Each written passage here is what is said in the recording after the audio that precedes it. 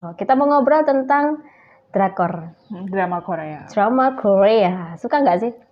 Lumayan suka, Oh, Kak. lumayan ya. Kalau derajatnya dari dari 50 ke 100 itu tingkat sukanya di berapa? Di 80. Oh, 80. Iya sih, aku juga sekitar itu. Gitu.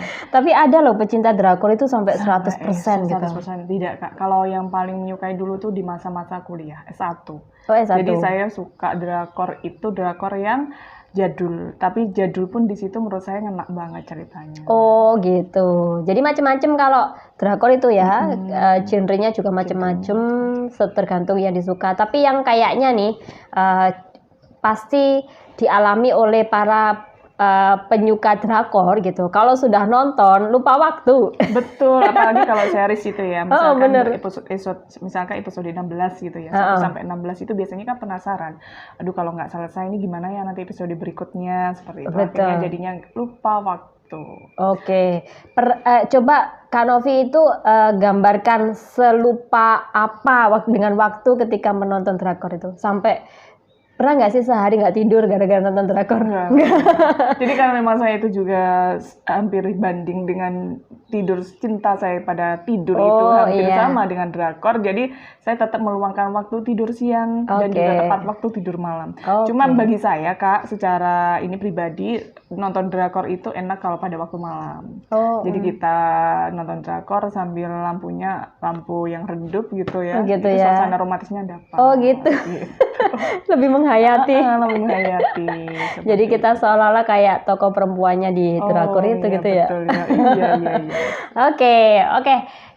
Drakor yang paling berkesan apa? Yang judulnya apa? Drakor yang paling berkesan itu ada 2, Kak. Jadi yang pertama itu Winter Sonata, yang kedua itu ada Love Story in Harvard. Oh, teman-teman pernah nonton nggak? Tentunya pernah. Tentunya pernah. Itu agak lama sih ya. Lama banget. Bukan jadi baru-baru saya bilangnya ini. drakor yang jadul tapi mengena di hati. Jadi sebenarnya kalau Winter Sonata itu adalah upaya memulihkan kembali ingatan sang kekasih gitu. Jadi begitu pula untuk Winter Sonata, Love Story in Harvard ya, itu juga menggambarkan mimpi dan cinta yang dikejar oleh mahasiswa asing yang kuliah di Harvard. Gitu.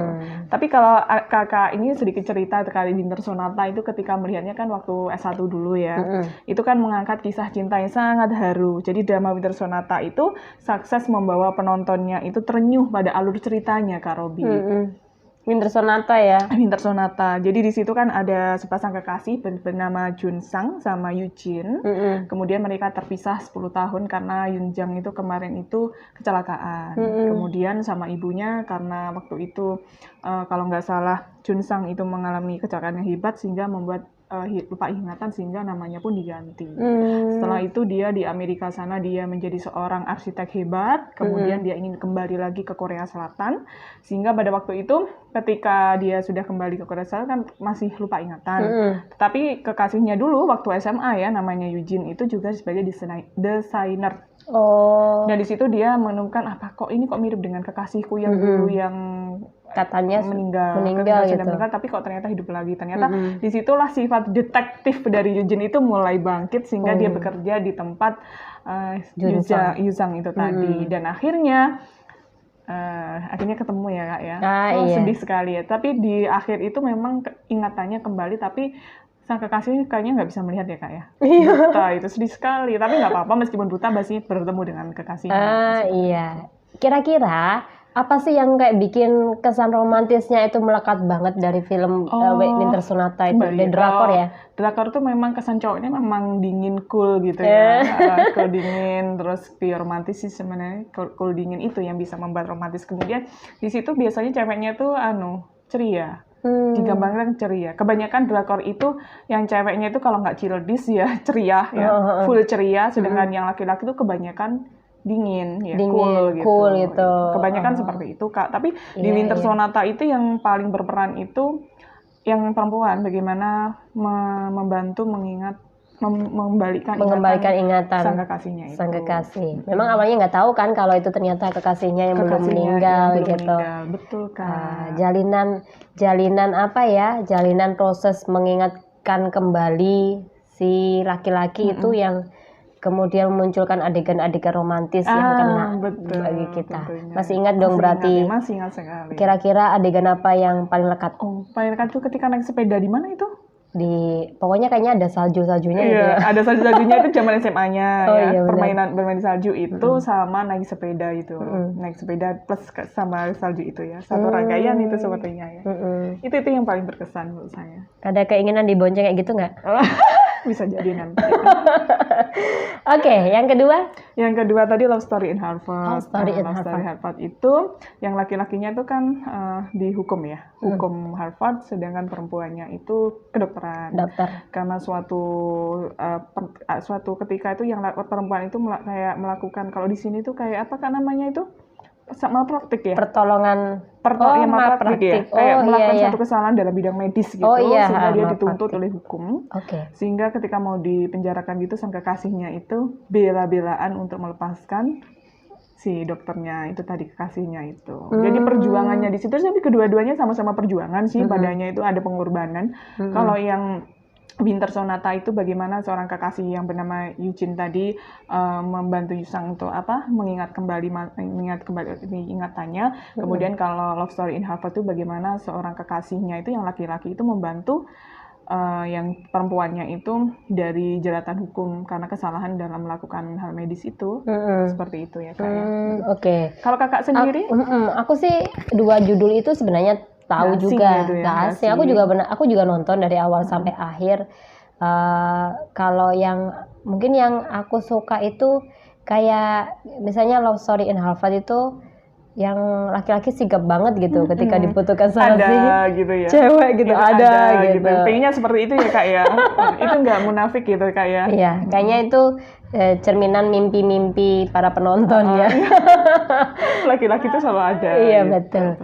Kalau aku ngomong drakor itu yang terkesan sampai sekarang sebenarnya dua gitu. Ada satu Full House mungkin tahu ya, yang dibintangi Song Hye Kyo sama Rain itu. Kenapa aku suka itu karena di situ itu peralihan moodnya itu bagus gitu. Ketika adegan itu tiba-tiba sebenarnya adegannya romantis tiba-tiba move aja ke komedi gitu. Gitu. Jadi peralihannya itu benar-benar alami gitu ya. Betul. Mengalir gitu aja tanpa dibuat. Jadi penonton itu suka. Jadi benar-benar alami, nggak dibuat-buat, dan penonton itu masuk ke dalam itu ya. Alur ceritanya. Iya betul.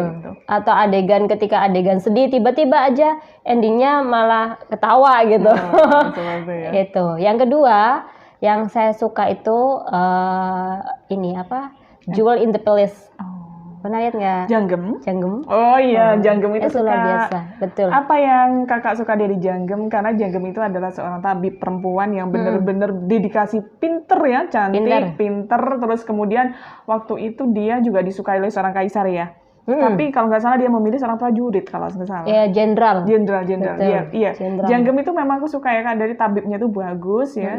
Awalnya itu gimana ya Kak Janggem itu menjadi tabib? Kakak ingat nggak itu? Itu sebenarnya kan dia pengen jadi juru masak istana kan. Betul. Dia pengen jadi juru masak istana karena ibunya juga seorang juru masak istana. Sementara dia bertanya-tanya kenapa kok ibunya waktu itu dibunuh, dia juga pengen tahu. Jadi detektif juga ya. Detektif. Ingin mengetahui apa sih permasalahan yang menjadikan ibu saya terbunuh gitu. Terus karena sebenarnya sifat utamanya dari seorang Janggem itu adalah keinginan tahunya itu. Keinginannya kan besar sekali. Itu yang mendorong dia kemudian bisa mahir dalam dunia masak-masak di istana khususnya, kemudian menjadikan dia kemudian pandai di bidang pengobatan.